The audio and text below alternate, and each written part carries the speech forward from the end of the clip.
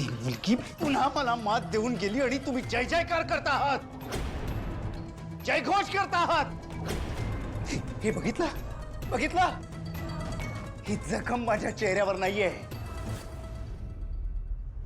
माझ्या काळजावर आहे।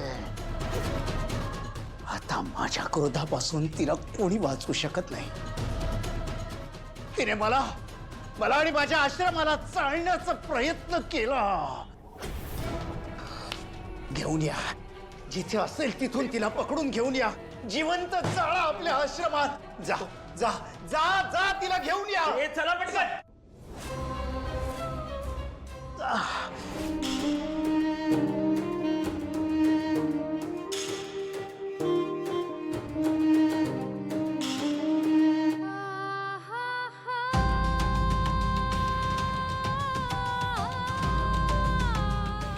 मीरा, मी सांगितलं होतं पण तू माझं ऐकलं नाहीस। आपण या गावातून निघून जाणंच योग्य होतं।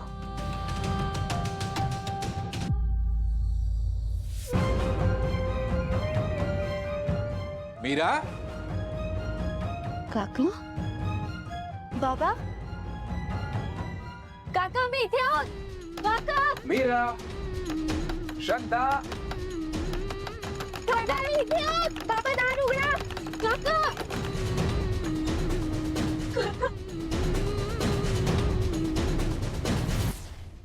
हळू, अगं हे काय? दाराला बाहेरून कडी कोणी घातली? बाबा, आईने मला आणि मीराताईला खोलीत डांबून ठेवलं होतं। काय? पण तिने असं का केलं? काका, तुम्ही काल पूजेसाठी शहरात गेलात आणि त्यानंतर काकीने मला सरपण आणायला रानात पाठवलं होतं।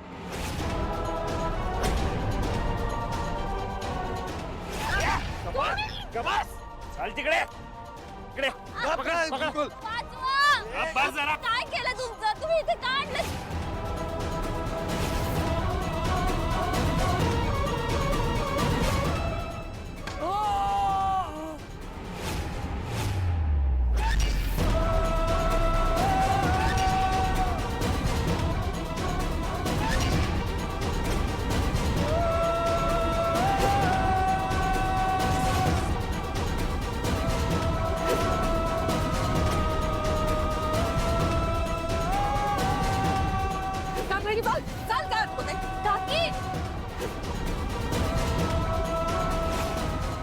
काका, माझी काकी माझ्यासोबत असं काही करेल असं मला कधीच वाटलं नव्हतं।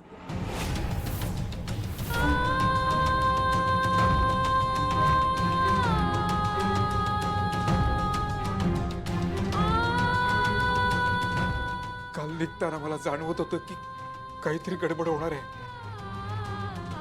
पण तुझ्या काकूचा आग्रह म्हणून मला जावं लागलं। पण मी आता आलोय, तू शांत हो बाळा, मी तुला काही होऊ देणार नाही। काका, त्या रंगाची माणसं इथे कधी येऊ शकतात। मला फार भीती वाटते की माझ्यासोबत ते तुम्हाला पण त्रास देतील। मी दरवाजा लावून येते। ही एकटी तिकडे गेली तर रंगाची माणसं हिला पकडतील। मीरा, हे बघ, काल रात्री तू माझं ऐकलं नाहीस, पण आज तुला माझं ऐकावंच लागेल। जर ती गुंड आली ना, आपल्याला इथून जाता येणार नाही। तुला योग्य तो निर्णय घ्यावाच लागेल आत्ताच। या कवडीला विचारू का? हो, बाबा म्हणतात आपल्याला काही सुचलं नाही तर या कवडीला विचारत जा, ही कवडी उत्तर देईल। मीरा, कसला विचार करतेयस? ताई, कवडी हो म्हणाली ना, तर मी तुझ्यासोबत यायला तयार आहे। म्हणजे अगं काय करतेयस तू? हे बघ, आपल्याकडे फार वेळ नाहीये। हिरा, काय करतेयस अगं? चल लवकर, ते गुंड कधी येतील? तूच सांग, मी गाव सोडून शहरात जाऊ का?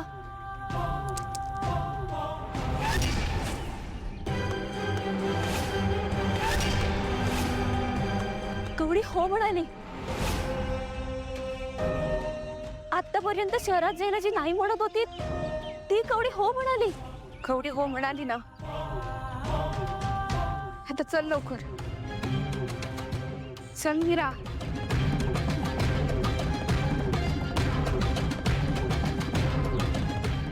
मीरा ती गुंड आली, चल.